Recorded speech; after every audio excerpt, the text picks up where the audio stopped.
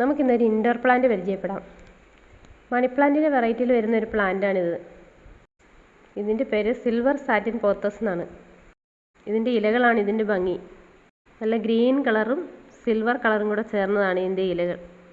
ചട്ടിയിൽ നട്ട് ഇതുപോലെ ഒരു സ്റ്റിക്ക് കയറ്റിവിട്ട് വളർത്താവുന്നതാണ്.